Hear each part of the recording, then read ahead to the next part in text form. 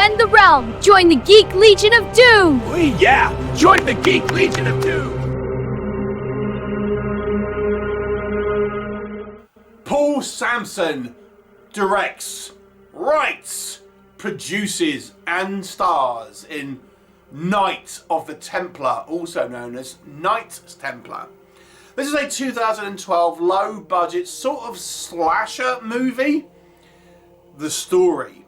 Well, we initially take place in the Crusades, the early days of the Crusades, where we follow a knight called Gregoire, played by Samson. And he is a pious knight, the leader of his order, and renowned to be the best of his order.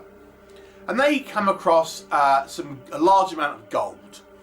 And a portion of the Knights Templar want the gold for personal means. And they decide to turn on Gregoire and anyone kind of loyal to him and kill them. But upon his deathbed, Gregoire swears he will have his revenge. After 10 generations, he will come back and take his revenge on the descendants of these basically kind of selfish and corrupt Knights Templar. And thus we cut to modern day, where we have Samson now as Jake, who is what we presume is the descendant of Gregoire, gathering a group of people who really don't seem to know why they are there for some type of meeting. And soon the body starts piling up as a knight in armour seems to be going around chopping people up. There's a little bit of kind of who's done it and you know, what's actually kind of going on. What'll happen? You'll have to watch the movie and find out. So let's discuss. What can we say that works in this movie's favour? The idea of having a kind of Templar Knight based slasher movie is quite a fun one. You know, seeing a knight going around in modern day America, hacking people up in full plate armour, it's a fun idea, you know. It's a good kind of like concept for a slasher. And I think there are some interesting stuff here. The fact that this, in the kind of the crusade scenes, the character of Gregoire is really sort of, you know, framed as this sort of almost been touched by God and protected by God. And so then in that respect you can kind of understand maybe there's a reason why, you know, he's resurrected to ultimately get his revenge. I mean, it is somewhat Old Testament kind of stuff, but there you go. So it's a kind of an interesting sort of idea at the very least. The movie also boasts a pretty good cast of character actors here.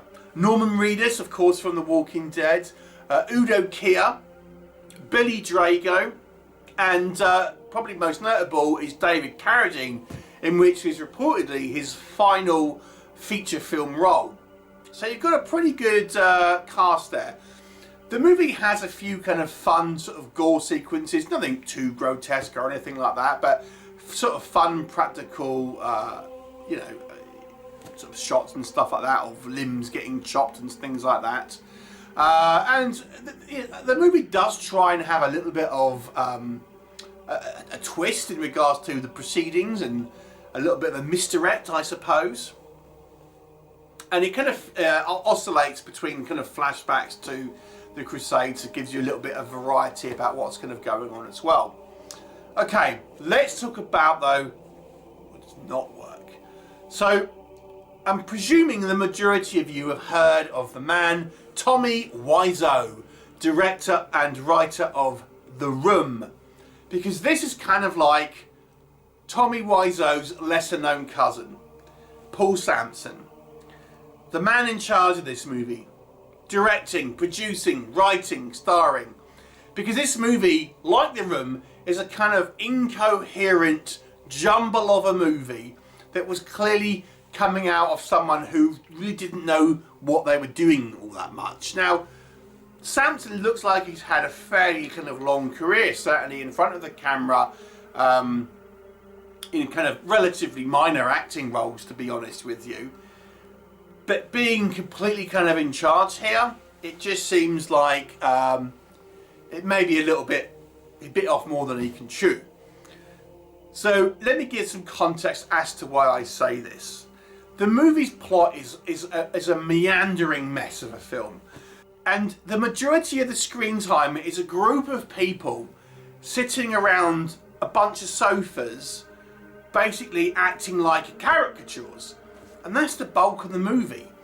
So what we have is a situation where the descendants of these kind of Knights Templars, both honourable and dishonourable, have been brought together by the reincarnation of Gregoire, played by Samson, now called Jake, to have their kind of final judgment, supposedly. It's unclear how many of these characters actually know that they are a reincarnation and how many have no idea, because to be honest with you, they're sort of they seem to at 1 minute don't know, the next minute do know, and it's kind of like, do these people, how many of these people kind of understand why they are there? And the ones that do understand, how have they got to that point? And the ones who have no idea, you know, how do they not know?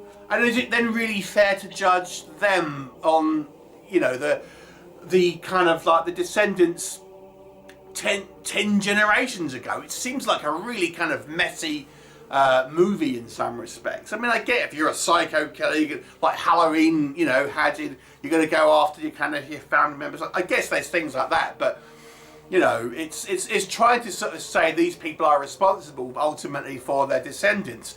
And let's talk about descendants there, because we are talking about Knights Templar here, which are basically an order of monks and therefore should be chaste. Therefore, there really shouldn't be any descendants because these were celibate. I mean, I guess you might have had a few kind of slipping in, maybe certainly the dishonourable ones, but I doubt every single one of them is going to have a descendant. So it seems a little bit of a flawed concept to begin with. The movie's pacing is terrible. It just is such a meandering film and doesn't really feel like it has a hell of a lot of kind of like direction. The acting, okay, you've got your more established actors here. Norman Reedus, I think, does the best job, if I'm honest with you.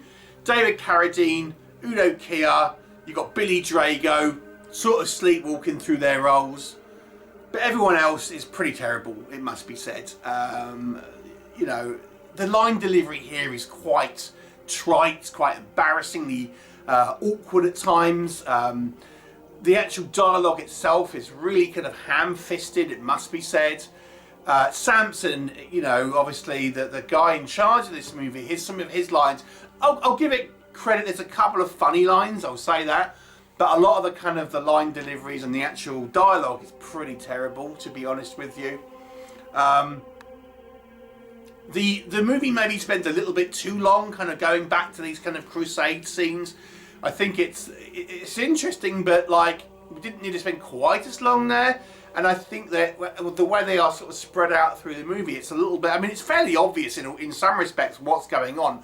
But the plot is such a jumble. It's hard to follow in some respects. I mean, it's a fairly basic plot when it comes down to it. It's just the way it's told. It just seems to be somewhat incoherent in regards to a narrative there. Too much time is spent sat on this sofa. The characters, like, you know, are very kind of broad and stereotypes, almost caricatures. Like every one of these kind of reincarnated characters seems to be like a one-note character. You know, Norman Reedus is a kind of sleazeball womanizer. Like you've got kind of the slutty one, you've got the good girl one. So it all ends up being in these kind of stereotypes and things like that. Ultimately, even the kind of the Knights Templar scenes, as fun as it is seeing a kind of a Knights Templar walking around, you know, trying to attack people, it's done and it's filmed in a way where it just feels like he's stumbling about and people could probably quite hear him coming or, you know, be able to kind of evade this sort of like this character, things like that. The movie ultimately is a kind of like a real mess of a concept, which isn't bad, but maybe worth watching if you're like a fan of The Room, because it's kind of that level of film. if I'm honest. It still has some entertainment value, but it's so poorly judged. And this is where you need, you know, producer to kind of go to Samson and say, look, you know, this isn't really kind of what you want to do. You know, you need to do this, that, and the other. It's clearly a project that he wanted to make, and I think he didn't, in my guess, at the very least, didn't want to take feedback. And as such, it's very much sort of self-indulgent film. It's a 3 out of 10. Have you seen it? What were your thoughts? Leave me a comment, and I'll look forward to seeing you next time. True Knights subscribe to The Geek Legion of Doom! Yeah!